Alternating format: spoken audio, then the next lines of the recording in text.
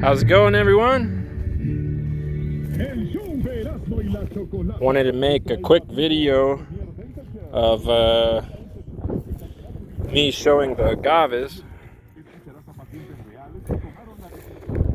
You can see all these agaves here are in a row. They're blue agaves.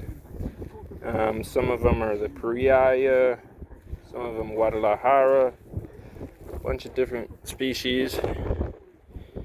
But we're all gonna, or all of them will be distilled. You see this fireplace here. We're gonna make something similar. Probably, I'm thinking right here, similar circle. They call it in Spanish a tahona, and it's basically a huge grinding wheel. So the wheel would be in the center where the fireplace is at. That goes circular. With like a donkey or a human or various other ways of pulling it. But these agaves are going to be distilled, after they are roasted. Also, a roasting room will go right next to the tahona, so we can chop these up. Traditionally, how they do in Jalisco, Mexico, and Tequila, Mexico, more specifically the city.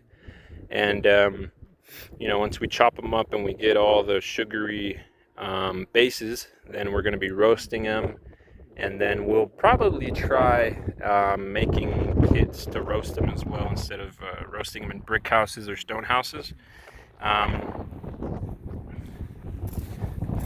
But still not too sure on which method we'll use. The fire pit method in the ground is from Oaxaca, and where I was born in Guadalajara, they use the brick and the stone pits.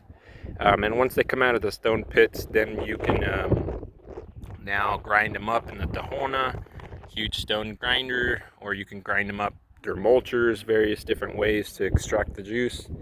And that juice is what you distill to get, agave spirits, or if you're in Guadalajara, Mexico, you can make tequila.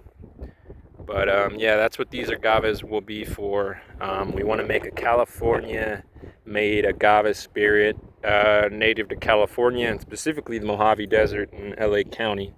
Nobody will be able to claim they're making agave spirits in LA County unless they're out here where I'm at. But with the pitayas, we're going to be making ice cream out of the fruit, or with the Peruvian apple cacti, my bad, that are over here. We're going to be making, like I said, ice cream. We'll be selling fruit at farmers markets, different products. But with this, with the agaves, we're really trying to make alcohol. We can't call it tequila, can't call it mezcal, can't call it raicilla.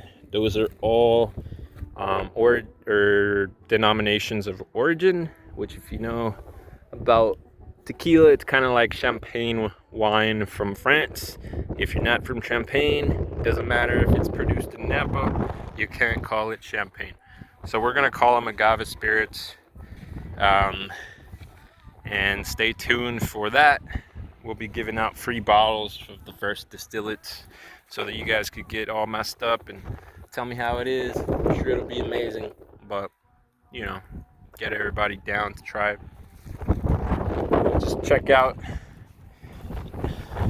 My bad, I've been turning this way because of the wind. I don't want it to mess with the sound too much, but I just want to show you, the scale. We probably got around 200 agaves here. Keep in mind, not one of these agaves, these are all agaves over here. One of these agaves was purchased. They were all taken from clients' homes that were either throwing them away or getting rid of them.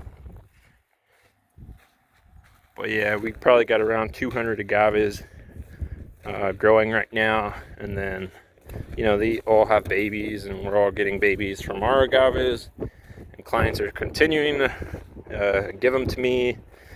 We have free agave and cacti as well, removal, by the way. So we'll see.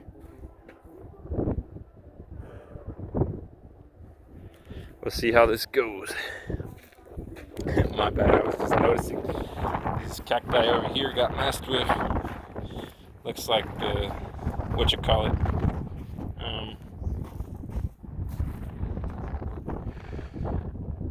there's like this crazy rat that lives like a little bit in this kind of river section of the desert.